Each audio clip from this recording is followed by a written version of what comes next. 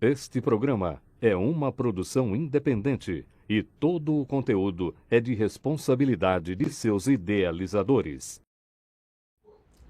Muito bem, estamos de volta aqui com o nosso podcast Pode Isso, Dona Andréia. Toda segunda-feira às 17 horas a gente está aqui juntinho com vocês, fazendo essa programação abençoada. Eu já disse, até dia 27 de setembro, eu tô com a camisa da Marchinha para Jesus, que é nosso evento aqui na cidade, reunindo as nossas crianças para a nossa passeata infantil, que vai começar ali na Igreja de Santo Antônio, às 14 horas, vai terminar lá no Teatro Raul Cortez, na praça do Teatro Raul Cortez, com a tradicional liberação das bolinhas de gás, né? Então, a gente tem muita coisa pra gente falar aí, então você não esqueça desse detalhe. Antes de eu começar aqui o nosso podcast de hoje, eu quero pedir a você para compartilhar, dê o seu joinha, dá o seu likezinho aí, né? Se inscreva, faça a sua pergunta. Gente, interaja, mas compartilhe. A gente precisa de engajamento, pessoal. Então, não deixe aí de fazer o seu deverzinho de casa, que a gente está esperando aí você, amiga, amigo, você que está nos assistindo no dia de hoje, que a gente vai falar aqui hoje um assunto muito legal. Mas, ainda antes da gente chamar aqui a nossa convidada especial, que é a minha xará, já deu spoiler, né? Eu quero fazer um convite a você, mulher que está nos assistindo, aí você que não está com uma dificuldade aí na sua renda, não posso trabalhar porque eu tenho meus filhos, eu tenho que dedicar o meu lar. Gente, você pode fazer sua rendinha extra no seu celular. E não é aquela renda extra da internet, não, é uma renda simples, uma renda extra simples. Você pode ganhar as suas comissões indicando os serviços da MV Assessoria. Então, entre em contato conosco pelo telefone 21 97666 0016. Você pode indicar os serviços da MV Assessoria e ser comissionada imediatamente. Ou, se você gosta da parte cosmética, né, da parte da beleza, hoje eu não vim maquiada pela Mary Kay, que eu ainda tenho outro evento depois desse, eu deixei para maquiar depois. Mas se você quiser, você também entra em contato conosco, que você pode ser uma revendedora da Mary Kay e também ganhar sua rendinha extra, ok? Então fica essa dica aí, só fica sem dinheiro quem quiser, não é mesmo, meninas? Agora sim, tá bom? Vamos chamar aqui a nossa convidada especial, e olha só, ela além de ser minha xará, daqui a pouco eu vou falar o nome, ela é psicanalista, filósofa, escritora, editora e contadora de história. Ela é membro correspondente da AIAB, que depois ela me ensina aqui como é que fala, né? AIAB, que eu vou pronunciar assim, que eu também quero saber o que é. E membro da AILB, ok? Fundou a editora Panóplia, que é a editora dela, publicou 10 livros, organizou e participou de diversas antologias. Olha que chique! Nós estamos chique aqui hoje, né? Então, nós vamos falar aqui com a nossa amiga, né, autora Andréia Marques. Tudo bom, Andréia? Olá, tudo bem? Gente, que alegria imensa estar aqui com você, uma pessoa com essa energia toda, esse alto astral todo. Então, agradeço muito pelo convite, e falar de livros, para mim, é um presente. É um privilégio. Gente, olha só, não sei se aqui a câmera tá conseguindo mostrar, mas a mesa aqui, ó, tá lotada. Olha isso aqui, tá lotada. E eu penso assim, não é nem uma pontinha do que ainda tem, o que ela ainda tem para apresentar, porque eu sei que tem muito mais coisa, né? Mas, Andréia, vamos começar aqui pelo começo, né? Sim. Quem é Andréia Marques, depois desse currículo todo aqui que eu apresentei? Sim, profissionalmente sou isso, né? Mas eu diria que pessoalmente eu sou uma apaixonada por livros, por histórias, por mitologia e também pela mente humana, né? A minha formação é filosofia, também sou psicanalista, e a mente humana para mim é assim um estudo em que eu utilizo bastante também nos meus livros, desde vamos dizer assim, dos primeiros livros infantis que eu comecei a publicar, que eu comecei a escrever, até os dias atuais. E eu comecei muito cedo. Por exemplo, eu comecei a gostar de ler antes de escrever. Porque quando eu era pequena, por volta dos meus 8 anos, mais ou menos, que eu me dei conta da leitura, o meu irmão, que é mais velho, ele é 6 anos mais velho, ele sempre gostou de ler. E ele, assim, ele lia de tudo. Ele lia até bula de remédio, e eu achava aquilo super interessante. E como o conselho ajuda, mas o exemplo arrasta, foi através do exemplo dele que eu entendi de alguma forma que aquilo ali era divertido. Então, vendo ele ler de tudo, o que eu achei? Não, eu acho que é divertido realmente ler. E a minha mãe também tinha o hábito, de quando a gente era criança, de levar pra gente a banca de jornal pelo menos de 15 em 15 dias. Quando dava, assim, porque a gente era de família humilde, não podia às vezes toda semana. Mas pelo menos de 15 em 15 dias, ela levava a gente pra banca de jornal pra gente escolher um gibi. Geralmente era a Turma da Mônica para mim, ou a Luluzinha, e era pro meu irmão o Tex, né, que era mais velho, então ele gostava de umas coisas mais diferentes. E aí eu comecei a ler e não parei mais, através do exemplo dele e também do incentivo da minha mãe. Minha mãe também era nordestina, de Caruaru, Pernambuco, e ela adorava cordel.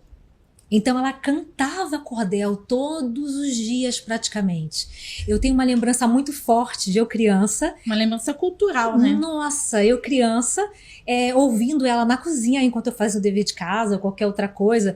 Eu ouvindo ela na cozinha cozinhando e cantando mesmo o cordel. Não só declamando, mas cantando cordel.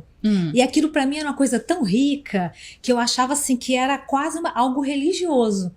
Eu, como criança, via aquilo ali quase como algo religioso. E eu achava assim, e isso tudo enriqueceu a minha infância, apesar de ser uma infância humilde, sem brinquedos, mas tinha toda essa parte cultural.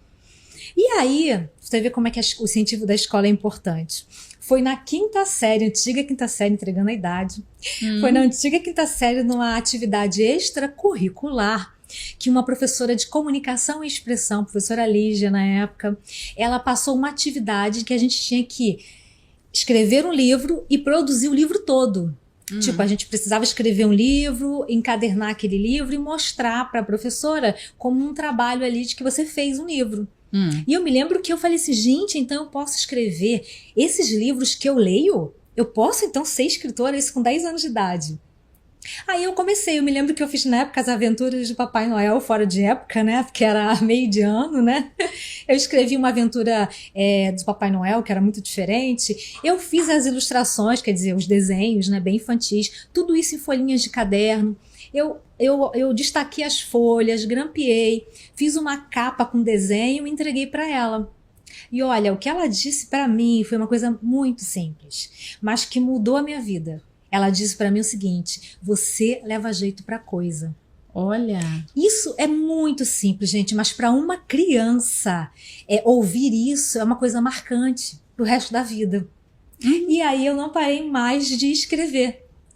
Desde os 10 anos? Desde os 10 anos. Aí eu comecei legal. escrevendo pequenos versos, depois poemas, depois fanfics, que na época eu não sabia nem o que era fanfic, não existia esse termo, né? Mas é tipo você vê um filme na TV e aí você reescrever aquela história de forma diferente. Eu já fazia isso naquela época sem ter noção de que era uma fanfic. E aí a coisa foi deslanchando. Mas, Andréia, eu sempre ouvia uma coisa que me incomodava bastante. Quando eu era criança, as pessoas perguntavam para mim, Andréia, o que você quer ser no futuro, quando você crescer? E eu dizia, eu quero ser escritora. Ah, tá, mas você quer trabalhar com o quê? Não, eu quero ser escritora. Aí eles falavam, que isso? Isso é impossível. Você já viu alguma escritora que mora em Duque de Caxias?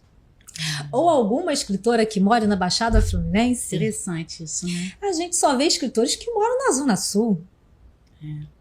E eu pensava assim e ficava, não é possível, que eu tenho uma teimosia muito grande. Desculpa. Então eu ficava naquela situação de que eu vou tornar isso possível para mim. Aí quando eu completei 23 anos, eu vi um concurso na internet, que é até de uma editora que até existe, que faz antologias, que é de jovens escritores, que dá oportunidade para alguns jovens escritores. Enviei um poema, assim como quem não quer nada, pensando, sou de Caxias, já que nenhum escritor é de Caxias, estou começando, então acredito eu que não vou ter nenhum tipo de oportunidade. Mas, para minha surpresa, fui selecionada e participei do concurso, fui chamada, que eu tenho até hoje, gente, como relíquia, que é esse livro aqui, que foi o primeiro livro que teve um poema meu publicado. Foi em 2001, eu tinha 23 anos. E olha, isso aí pra mim, eu vou dizer pra vocês, foi assim, um divisor de águas, porque eu vi que realmente era possível. Ninguém da minha família, ninguém próximo a mim teve essa possibilidade. Aqui são vários autores? Vários autores. Você está do aqui Brasil na página todo. 10. Isso, no Brasil todo. Aí aqui na página 10 você tem uma partezinha sua aqui. Exatamente. Que é uma antologia. Olha, menina. Então, assim, pra mim, foi uma confirmação de que era possível a realização desse sonho. Vamos mostrar aqui pode mostrar. Né, ele nem é vendido mais, que tem muito tempo, né? Aqui, 2021 tem bastante tempo. Aliás, desculpa, 2001. Tem bastante tempo. Eu tinha 23. Fala. Aí, a partir disso, eu comecei a enviar e para essa mesma antologia, fui publicada em mais 4 e depois convidada para participar, porque não é um livro que eu tenho aqui, que eu não trouxe, dos 100 maiores poetas brasileiros na época, que para mim também foi uma coisa assim fantástica. Eu falei, gente, isso aí tem um potencial, existe aí uma possibilidade de tornar isso uma coisa até maior, né? Até mais grandiosa, né? Isso sendo acompanhada pelo meu irmão, pela minha mãe. O meu pai não era muito assim de dar assim esse incentivo, mas ele foi a pessoa que comprou a minha primeira, olha eu contando a idade, gente, primeira máquina de datilografar. Meu Deus. Primeira máquina de datilografar, era até um Olivetti verdinha. Algumas pessoas vão lembrar dessa máquina, tá? De datilografar, não sou só eu, não. Aí eu também, né? Eu não sei, não era da sua época. Era sim. E aí eu comecei a datilografar meus versos ali. Que foi até uma preparação para utilizar o computador no futuro, né? Porque não ser tudo manuscrito, né? Vamos dizer assim, né? Então foi meu pai também, mas o meu irmão em especial e a minha mãe acompanhando essa minha trajetória. E aí eu fui me escrevendo em outras antologias e eu pensei, por que não um livro solo? Aí eu escrevi, eu comecei a trabalhar como designer, nessa época que eu pensei no livro solo, e eu fazia ilustrações. E aí, o que aconteceu? Eu pensei assim, gente, qual é o universo, qual é o gênero infantil em que eu posso associar as ilustrações em um único universo? É o infantil. Da literatura é o infantil. É o único, ou talvez o mais especial assim, que utilize a ilustração como uma segunda linguagem. Né? Existe um casamento entre o texto e a imagem, né? As imagens. Eu falei, pronto, vou escrever uma história e ilustrar. Aí surgiu o Corda Cordão e Muita Imaginação. Esse aí até é uma versão de contação de história que eu vou contar mais tarde como é que funciona essa contação de história. E ele foi todo escrito por mim e ilustrado também. Que a minha ilustração ela é digital, diferente do Ed Soares que trabalha comigo, que é o meu esposo na editora. A ilustração dele é toda manual, né? Depois que ele passa para o digital. A minha não, a minha é completamente digital. Olha. E aí foi uma ideia que eu tive, eu falei, pronto, vou mandar para todas as editoras, alguma vai achar linda e maravilhosa, e eu vou receber uma indicação não, um retorno, dizendo que o livro foi aprovado, e aí eu vou assinar contrato, vou aparecer no Fantástico. Isso, uma coisa assim, né? Quando eu andar pelo shopping, vou dar autógrafos, né? Entendeu? Nada disso aconteceu. Nem resposta eu tive das editoras que eu mandei. Como eu não desisto, André, o que eu fiz? Na época tinha até a Saraiva, parecida com a Amazon hoje, que publicava e-books de autores. Hoje já não existe mais essa plataforma. Coloquei o e-book lá, anunciei, na época era o começo do Facebook, era o começo mais ou menos, anunciei para minha rede toda do Facebook, amigos, parentes, falei, olha, lancei um livro, tá lá para quem quiser comprar, adquirir, enfim. E aí deu super certo, entendeu? Aí eu fiquei pensando, poxa, mas aí vamos escrever outros livros, né? Vamos ver onde é que isso vai caminhar. Aí eu escrevi o livro As Melinas e as Borboletas Noturnas. Isso. Da história de uma conhecida minha. Essa aí foi já a ilustração do Ed Soares. Pra você ver que é bem diferente, né? O dele parece traço mesmo. Aqui, o dele já é desenhado mesmo, não é? Não não é digital igual o meu. Eu particularmente acho mais bonito. Aqui ela fica mais artística. É mais detalhado também. Exatamente. Eu acho que ela fica mais artística. Se comparando nós dois, pra mim a ilustração dele não tem nem Ou comparação seja, comigo. o talento dele no desenho, né? E você na escrita. Ele é né? desde criança que ele desenha. Que legal. É um casamento perfeito, casamento literário, né? Isso aí. Então, assim, eu escrevi esse livro, achei super legal essa história, dei para alguns leitores beta que a gente fala, né? Todo mundo gostou, achou excelente. E aí eu falei assim, vou enviar novamente para uma editora para ver o que vai acontecer. E dessa vez eu recebi uma resposta positiva. E aí eu falei assim, eis o meu momento. Aí fiz até o lançamento na época, foi em Botafogo, e realizei o sonho de fazer um lançamento.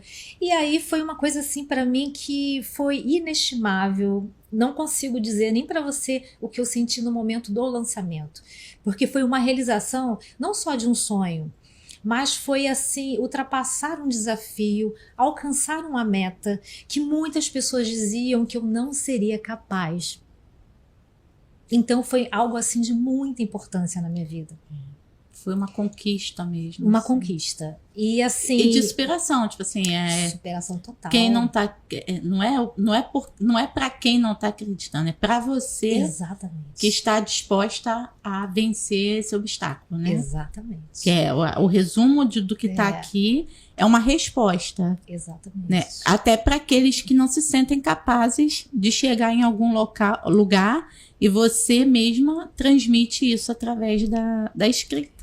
Né? É isso que eu sempre falo. Coisa maravilhosa. Pois é isso que eu sempre falo, porque a literatura tem esse poder, entendeu? A literatura tem poder de transformação, como a gente vem falando agora, né? A gente faz uma última dúvida, porque esse aqui parece que é a mesma história. Mas é na minha fase Olha, gente, aqui tá num caderninho, como se fosse um espiralzinho assim, e aqui tá num formato menor. Né? E tem alguma diferença? Tem a diferença, eu vou explicar por quê, né? Porque em 2015, eu fui convidada até por um amigo, o Antônio, na Biblioteca Governador Leonel Brizola, de fazer umas contações de histórias.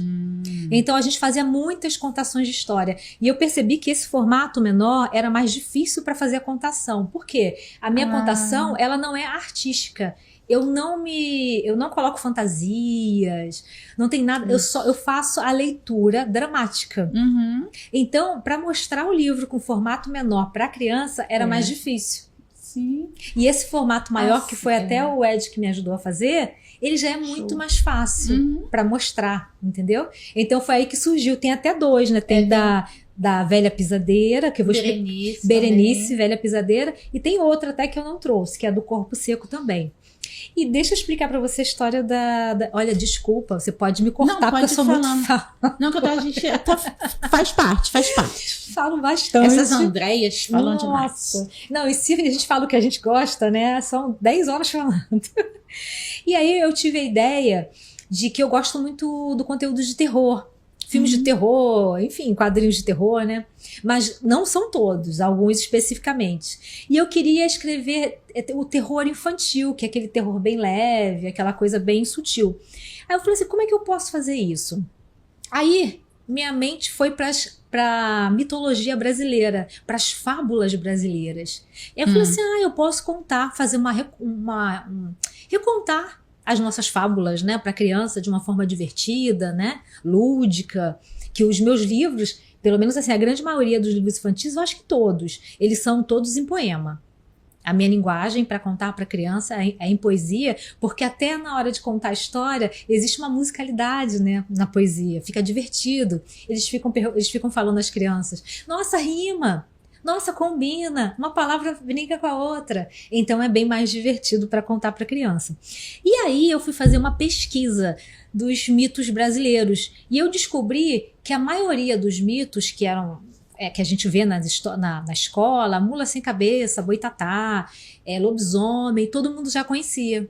Só que existe uma cultura nos interiores, interior de São Paulo, Minas Gerais, Bahia, que existem, alguns falam até que não são lendas, que não são lendas oficiais, são lendas urbanas, mas que tem assim uma propagação pela oralidade muito grande.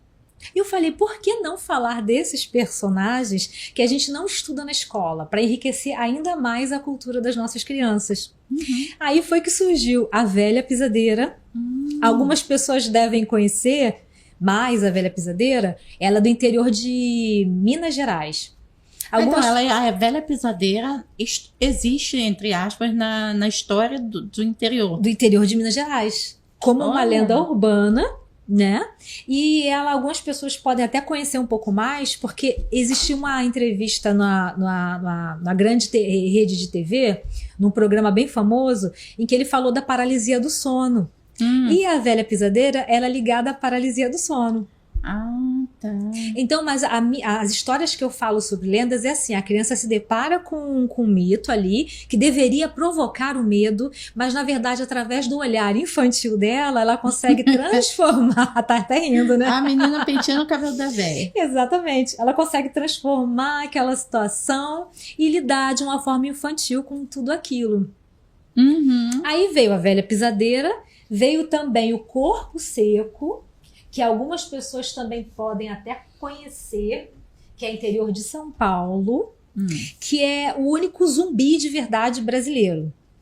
Ele é na nossa cultura uma pessoa que era muito malzinha, e aí quando ela veio a falecer, ela ficou na transição, nem o céu nem lá embaixo quis ele. E aí ficou no meio termo e ele vive perambulando por aí. Então, assim, a Velha Pisadeira, ela lida muito com essa questão da limpeza, do autocuidado, como você pode ver. Já o Corpo Seco, ele lida com a coragem, o João, ele se depara com aquela criatura ali, só que ele vê tudo de uma forma muito diferente, entendeu? Ele lida com tudo de uma forma diferente. E aí ele lida com a coragem infantil, com o saber lidar com certas situações difíceis. Então, traz essa temática. E logo em seguida veio o Kibungo, que é um bichinho, deixa eu ver se eu trouxe o Kibungo. Aqui, tá aqui, o verdinho. O Kibungo, que é do interior da Bahia, que na verdade é uma lenda um pouco mais até indígena, na verdade, né? E o Kibungo é um monstro que tem olhos grandes e tem a boca nas costas. Ele não tem a boca na frente do corpo, né? Ele tem a boca nas costas. E tudo que ele vê assim que ele acha legal, ele engole pelas costas. Então a gente trabalha essa questão da propriedade do outro, entendeu? Em certas situações em que você consegue também lidar com o inevitável. Enfim, aí ele fala sobre capoeira também, que aconteceu tudo numa roda de capoeira. Esse Kibungo aqui tá ótimo pra gente mandar para nossas crianças, que a gente vai inaugurar agora a aula de capoeira. Perfeito. Esse Kibungo aqui, ó, tá ótimo para nossas criancinhas. Perfeito, perfeito. Que legal, cara. Porque ele fala de dois, né, capoeiristas, o Bini e o Beto, e fala assim de algo que aconteceu no começo, enfim, né, lida com toda... e também o poder do diálogo, né? O poder do diálogo também. Então ele trata assim, sempre em poesia, sempre trazendo essa coisa lúdica para a criança, porque ele não é um livro didático, não é um livro, nenhum livro que eu faço tem essa questão da lição de moral, vamos dizer assim, mas são livros que fazem as crianças pensarem, questionarem sobre aquilo. Gente, e aí fechou a coleção Lendas Brasileiras. Isso aqui, sabe o que tá aparecendo? Até aquela...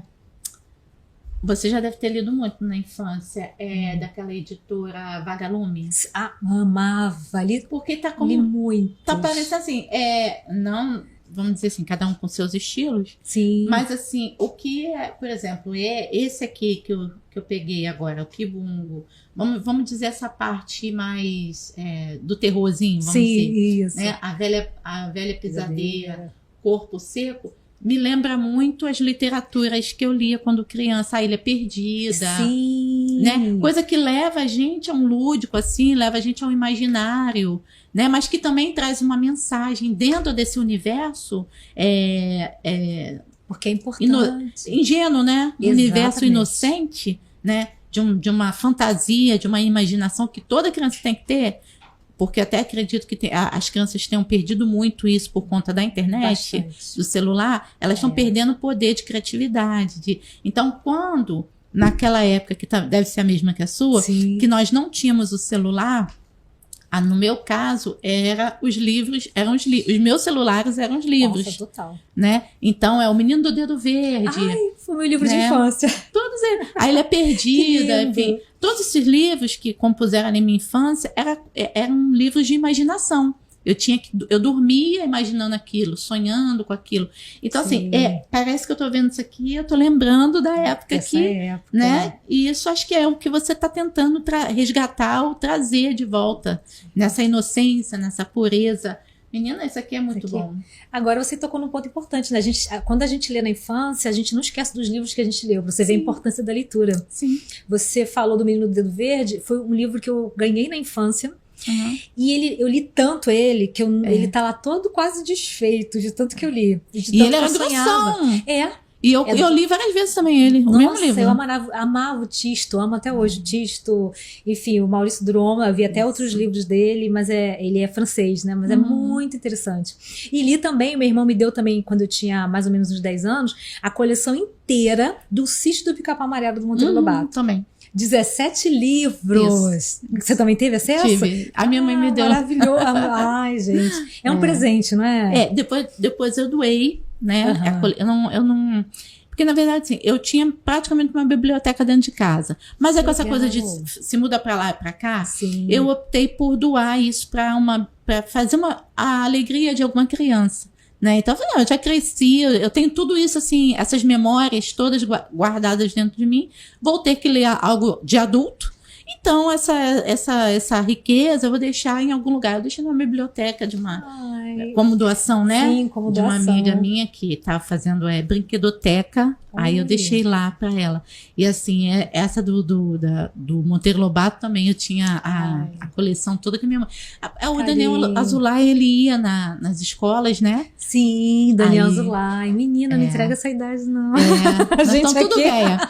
Aí, não é? Mas aí ele ia, assim... E o meu sonho, assim, de infância, de criança, era conhecer o Daniel Azulay por conta do professor Pardal e não sei o quê. Você sabia que eu tive a oportunidade, não tive a coragem de falar com ele? Então, mas você também já teve? Não, eu tive, e falei, né, que eu tive essa coragem. Eu fiquei com vergonha. Eu falei com ele, tirei foto. Gente, eu não tive. Eu tive, ele foi eu não sei por qual motivo ele foi na minha escola. Ah, tá. Aí ele foi, apresentou, né, todo o projeto, e a minha mãe comprou lá toda a edição, né, e aí eu lia pausadamente, porque eu gostava, porque assim, o meu brinquedo era esse, era livros, então assim, eu gostava disso, entendeu? Então era uma particularidade minha. E eu tive o prazer de conhecer o Daniel Azulay, assim, que era o meu sonho. Acho que eu não sei, até hoje eu vou perguntar à minha mãe, como que esse Daniel Azulay foi parar na minha escola? Realmente, porque ele foi parar, foi de verdade. E aí eu não sei se era algum conhecimento da direção com ele, ou se ele fazia...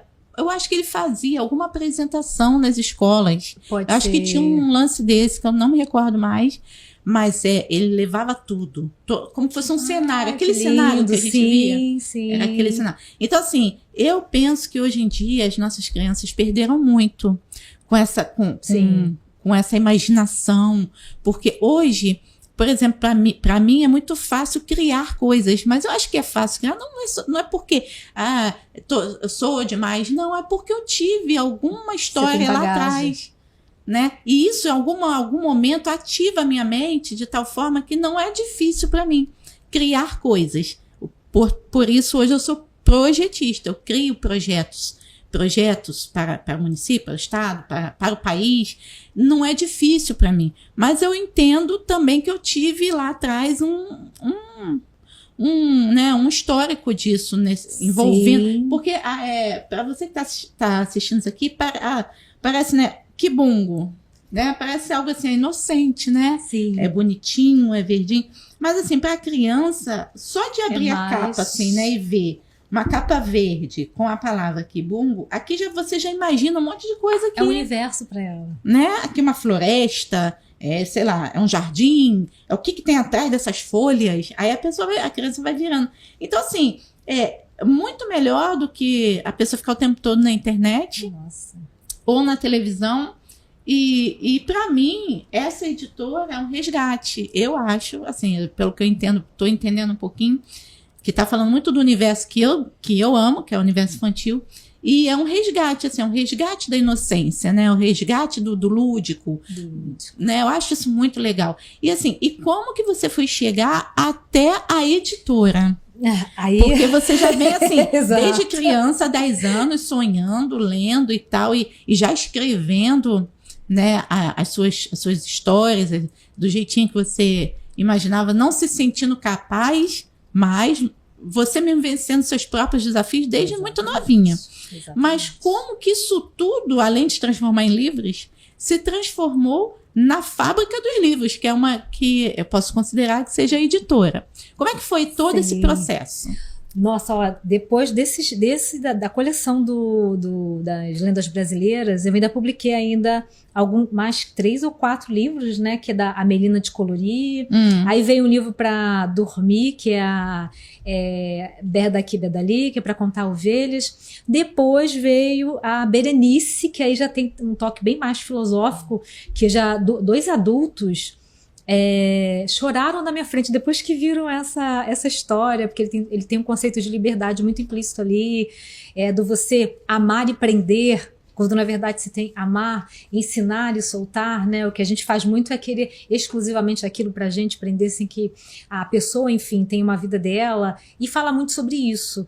E eu diria pra você que ele tem um conteúdo mais filosófico de todos, esse da Berenice. Esse aqui, né? E aí, ao publicar ele, que foi o último, aconteceu uma coisa interessante. Eu decidi resgatar os livros que estavam com a editora, inclusive esse, e pensei assim, poxa, já que eu tenho todos esses livros, o que é ser uma editora na verdade? Será que eu não posso ser a minha própria editora? Não pensava em publicar ninguém.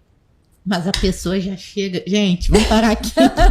Vamos parar. Eu bebi até água agora, que é pra dar um... Né? A pessoa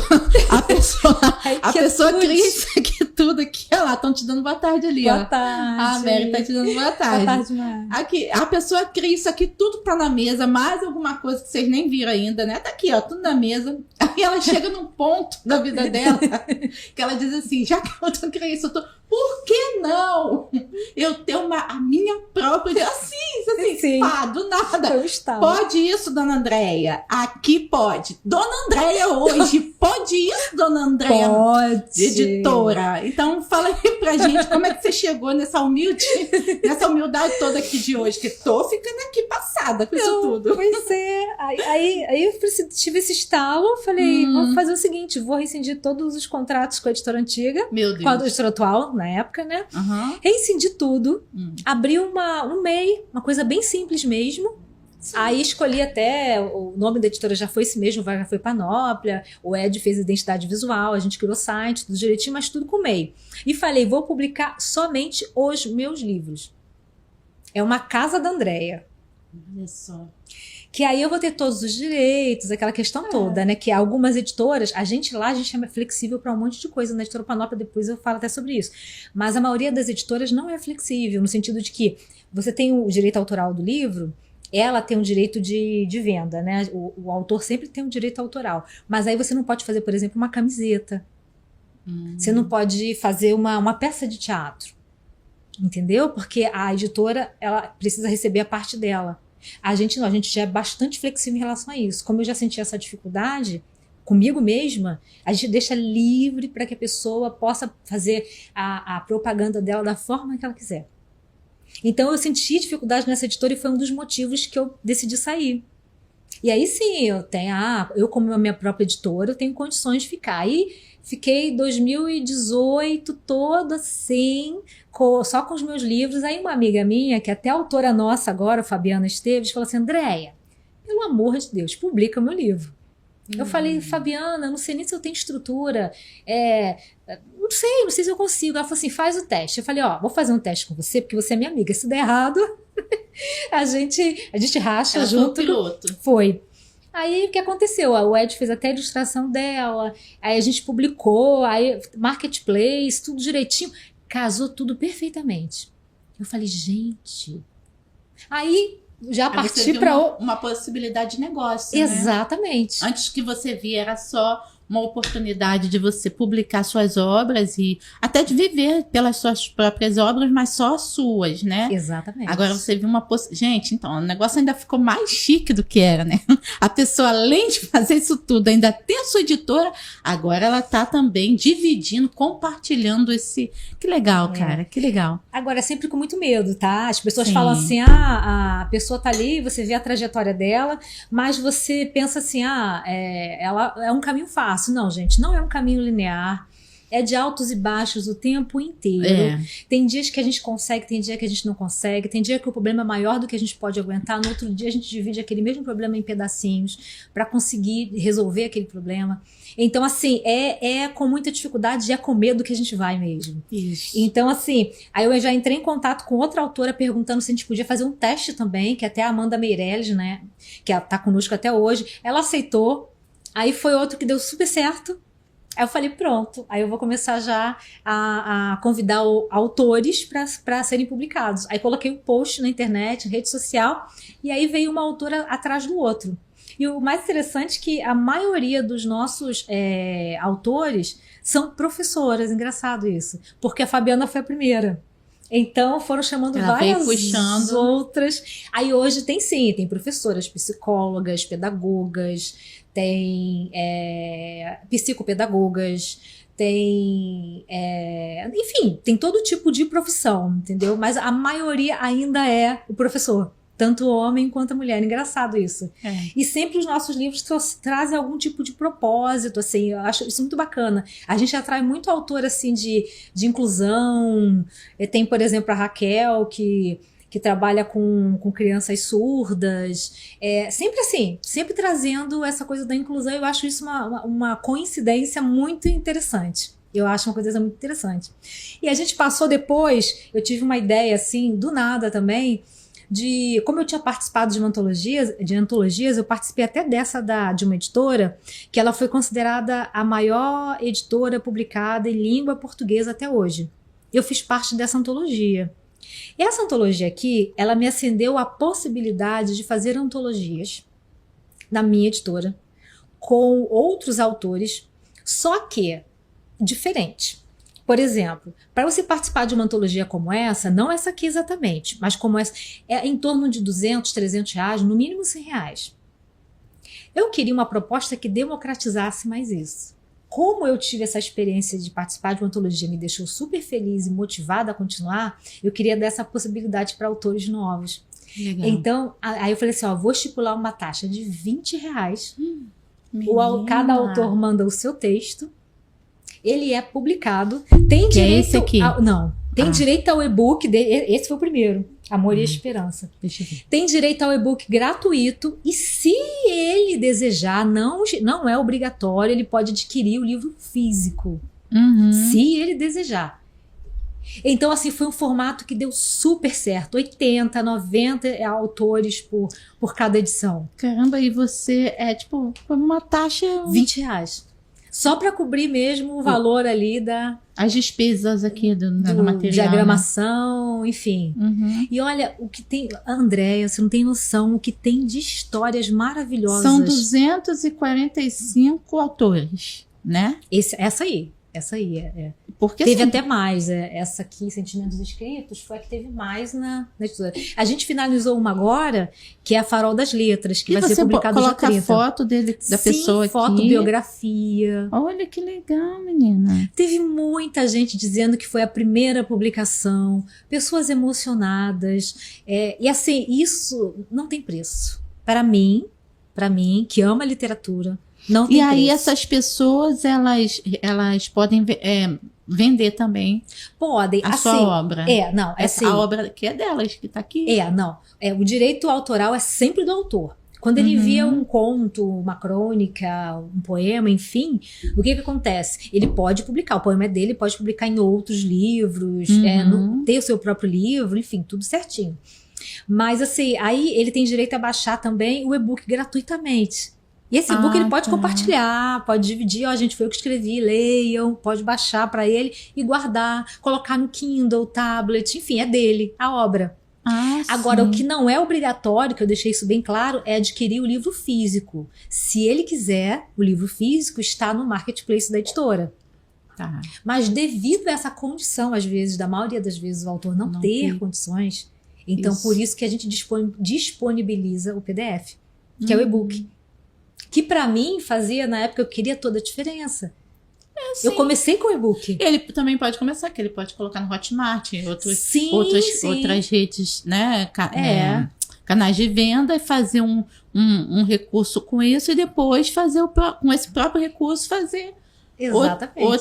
outra edição, né? Não, e isso para o currículo, entre aspas, né? Que não existe necessariamente um currículo. Mas o currículo de um escritor é interessante. Por exemplo, tem autores que participou com a gente, a gente já fez o quê? Quase 10 antologias, assim, nesse formato. Tem autores que participam com a gente desde a primeira. Então, quando eles vão colocar a biografia em algum evento, eles colocam, participei, coautor, que ele é coautor, Isso. coautor das seguintes antologias. Antologia tal, antologia tal, antologia tal. Entendi. Então, isso enriquece. Muito. Se existe um currículo para escritor, que de fato não existe, é isso. É Olha tudo só. que ele vivencia como autor. Uhum. Entende? Então, assim, e é uma porta aberta, né? Para quem está começando. Especialmente eu queria abrir para quem estivesse começando. E tem tem histórias maravilhosas. E tem histórias emocionantes também, de pessoas que foram homenageadas e faleceram logo em seguida.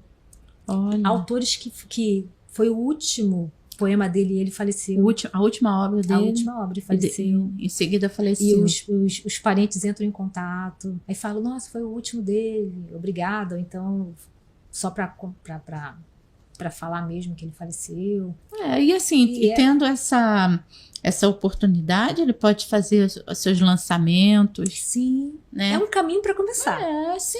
Se É você- um pontapé. Tipo assim, se a pessoa tem uma ideia de que é impossível fazer uma obra literária, com esse apoio da sua editora, da Panóplia, ele vê que há uma possibilidade, né? E que eu particularmente não vejo que outras editoras deem tanta chance quanto essa aqui, não. Não Eu sei. ainda não vi nesse formato. Né? Foi um formato muito inovador. Eu já gente. vi as pessoas pagarem R$200, Exatamente. 300, né? Para fazer parte de uma...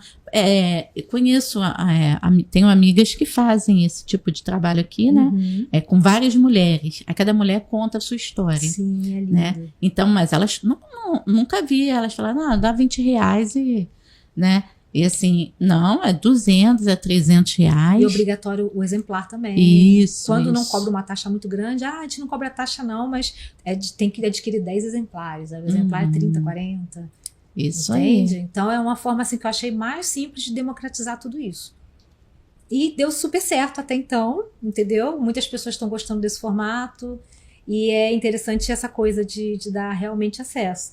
Aí, de uns tempos pra cá, eu escrevi ainda o Gataria e Cachorrada, que é um livro diferente também. Esse aqui, né? Formato vira-vira. De um lado, a gente fala sobre os cães, e quando você vira o livro de cabeça para baixo do outro lado, você está falando sobre os gatos. Olha aqui, gente, ó, Gataria, ó. Isso.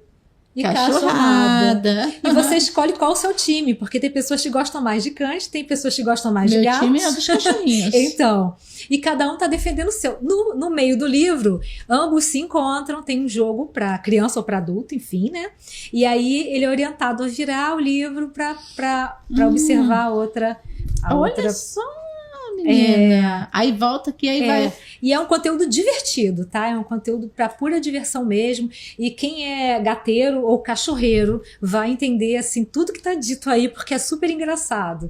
Quando o gato, ele não quer abraço o tempo todo, quando o cachorro faz alguma coisa e faz carinha de coitado. Exato, tem tudo isso, todas as características. Então é um livro para se divertir realmente, entendeu? Que e legal. A gente brinca com essa coisa. Quem gosta de cachorro, levanta a mão. Quem gosta de cães, ou gatos, levanta a mão. Aí veio esse livro. E também, como experiência da contação de histórias, veio esse último livro, que é o último mesmo. É Como Contar Histórias para Crianças. Deixa eu ver. Ele é um verdadeiro manual para quem está começando a contar histórias. Eu trago exatamente tudo que eu aprendi contando histórias. E tem tudo, tem a minha experiência pessoal, tem técnicas, inclusive tem até um anexo no final, que é contador de histórias uma profissão, que eu ensino qual CNAE para MEI, eu coloco alguns tipo bilhetinhos para enviar para a escola, checklist, quer dizer, um material diverso para que a pessoa possa se profissionalizar e se tornar um contador de histórias profissional mesmo. Então tem tudo, André, tem técnicas de voz, tem técnicas de postura, tem como fazer sua fantasia, quais são os tipos de histórias para dormir, como se conta fábulas que tem um moral no final, né? Como é que se aproveita, como você escolhe livros para contar para as crianças, aliás, histórias, né? Como se consegue livros gratuitos para contar para as crianças, enfim. Todo o trabalho, toda a técnica necessária para se contar uma história, todas as técnicas necessárias para se contar uma história, elas estão nesse livro. Ó, esse aqui, eu já vou fazer logo a propaganda por conta das nossas tias na Marchinha para Jesus que precisam adquirir, gente. Depois, no final, ela vai deixar o telefone aí de contato. E vocês aqui, meninas, o negócio é fantástico, tá? Então, vocês não podem... Inclusive, Andréia, eu vou abrir aqui o espaço para o dia 27 de setembro você levar mais exemplares, porque as tias vão estar presentes na Marchinha. Na Marchinha. E nós vamos ter também a banquinha, o stand lá na Praça do Teatro Raul Cortez. Então, legal. Você pode colocar para elas conhecerem o trabalho, né? Isso. E aí você ali poder apresentar para elas, porque com certeza muitas dessas tias vão querer adquirir, porque é algo que eu já estou vendo aqui que é muito importante para todas nós. Sim, todas nós tias. E não, assim, ele ensina a contar histórias em casa, ensina a contar histórias em vários ambientes, né? Não, por exemplo, você quer contar história só pro seu filho, só pro seu neto, ensina também, entendeu? Então eu fiz esse trabalho para englobar mesmo todo mundo. E aí a pessoa fala assim, poxa, mas eu não sou artista, não sou ator, não fiz teatro. Tem todas as técnicas, sem problema, você vai conseguir contar uma história. Menina, independente de onde esteja. Olha, gente, aqui, eu não sei nem quanto é, mas tá aqui, entendeu? Acredito que no dia 27 ela vai fazer alguma promoção, porque eu acho que ela vai fazer para nós, tias. Então a gente, vai todo mundo pra Marchinha e já vai com dinheirinho no bolso, que é pra você comprar esse livro maravilhoso, que eu acho que vai ser muito bom para todas as tias.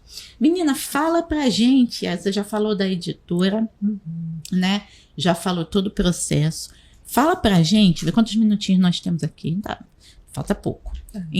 Pelo menos em 2 minutinhos, se você já tem algo projetado para o final ainda desse ano e para 2026, porque a gente já está em agosto, já estamos quase terminando o ano. Quase. Mas o que você ainda tem, assim, pode dar um spoiler pra gente aí do que tá aí, que a Andréia da editora Panóplia tá reservando para os seus leitores em 2026? Bom, tem muitos projetos. Em relação à editora mesmo, a gente vai lançar agora a última antologia, né, que é a Farol das Letras. Existe um projeto que a gente está começando agora, mas que provavelmente não seja ainda para esse ano, que é fazer uma espécie de academia para os autores, né? São cursos para formar autores. Não te cortando, mas já te cortando, você não deixa de explicar para a gente sobre aquelas siglas que eu falei no início. Sim, posso explicar agora. E pode até uma colinha. Isso, porque é para a galera entender um pouquinho, né? São academias de letras que eu participo. Aí ela é AILB, que é Academia Nacional de Literatura Brasileira, aliás, Academia Internacional de Literatura Brasileira, e AIAB, que eu sou membro correspondente da Academia Inclusiva de Autores Brasilienses. Aí membro correspondente é o membro que representa aquela academia em outros estados, mas que não necessariamente assume uma cadeira. Mas na Academia Internacional de Letras eu sou membro mesmo, com a cadeira, tudo direitinho. Aí são 2 academias. Inclusive, quem entra na editora Panóplia, eu estou sempre orientando. Quase todos os autores, só os que realmente não quiseram entrar, fazem parte da Academia Internacional de Letras. Eu estou sempre orientando. Entrou, lançou o livro, já apresenta lá. Já entra direto para a academia. Que legal. E é uma coisa bem legal, porque a maioria nem sonha com isso. É verdade. Ela traz o livro lá, ela pensa só em publicar, às vezes nem entende o processo, a gente dá toda a orientação, e aí ela sai de lá ainda membro de uma academia imortal. Que legal. E isso é uma coisa, assim, muito fantástica. Até para questão de legado, né? Exatamente, questão de legado. Porque se ela é membro, ela é imortal. Porque assim, é praticamente como eu tenho esse pensamento, mas nunca tive esse pensamento no formato literário. Porque a partir do momento que eu crio uma lei, que eu crio um projeto, eu deixo um legado na cidade. Sim. Né? Então, isso é registrado no município, na Câmara Municipal, isso é registrado nos órgãos públicos para toda a vida. Então, eu deixei um legado. Só que na escrita, esse legado ele ultrapassa as fronteiras de um território municipal, de um território estadual, de um território federal, porque a escrita ela fica como um legado na academia, transpassando fronteiras nacionais e internacionais, não é isso? Com certeza, com toda certeza. Que legal. E eu digo para todos os autores que quando eles escrevem um livro, eles ficam imortais, independente de participarem de uma academia ou não, porque é um registro que fica aí para toda a vida. Tem, a que me fez agora lembrar, eu tenho que procurar isso onde está, porque eu vi esse modelo aqui, ó. Uhum. Porque ele é basicamente como eu imaginei agora. Isso aqui mesmo. Uhum. Eu imaginei. Você já publicou como se fosse um pequeno livro como esse aqui, mas só com poesias? Não, ainda não. Meu ou dos outros autores? Seu ou de outros autores? Não, publiquei não. Ainda não. Pode ser que surja. Pode ser que surja. Eu não vou dar esse spoiler aqui, não. Né? Que bom. Depois a gente vai ver isso aí. Eu quero que você olhe aqui para a câmera 1 e dê um recadinho, né, para todas as pessoas que se sentem assim, incapazes de algum dia produzir alguma coisa, porque eu acho que todos são capazes, mas você que já tem essa história mais do que comprovada, que deu certo, né, passa isso também para quem está nos assistindo, que quem sabe a gente tem uma mãe, uma dona de casa, uma mulher que está achando assim, eu não sei fazer nada, e ela está com o talento todo lá, com toda a imaginação dela, só colocar dentro das folhinhas, né? E o que você pode dizer para essas mulheres? Ali, tá? Câmera 1. Nossa, para mim primeiro, é uma tristeza chegar ao fim. Uma conversa tão boa. E aí, olha só, para o leitor, né? A gente também tem falado aqui para os leitores também, não só para os escritores, mas para o leitor eu diria. Ler tem vários benefícios, né? Ele amplia horizontes, deixa você com um sentido mais crítico para a vida. E além disso, enriquece a alma. Então, a gente tem todos os motivos para a gente ler, continuar lendo, começar a ler ou ler cada vez mais. E já para os escritores, eu diria o seguinte, não desista nunca. Mantenha-se firme. Pelo menos comece se você não começou. Se você começou e se sente sozinho, continue. Porque o ofício da escrita é muito solitário. Mas uma coisa eu digo para vocês. O caminho, a jornada da literatura é uma aventura extraordinária que vale realmente a pena viver. Então se dê esse direito de pertencer a esse mundo, de seguir nessa jornada. E pode contar com a gente pro que vocês precisarem, tá bom? A gente se encontra ainda nessas esquinas literárias. Muito bom, André, foi muito bom falar com você, né? Eu achei assim fantástico, assim, eu viajei aqui. Você vê, foi o poder da escrita faz a gente voltar não sei quantos anos atrás, né? Quando eu era criança, que eu lia todos aqueles livros e só de ver rapidamente passar aqui algumas obras suas aqui me fez pensar, né? Relembrar, voltar há coisas que eu já havia lido anteriormente. Então, isso é muito bom, muito gostoso. Eu espero, assim, de todo o coração, que o seu projeto aí vá adiante. Pode contar aqui com o nosso podcast, pode isso, Dona Andréia, sempre que você precisar. A gente está aí de portas abertas para poder divulgar, compartilhar.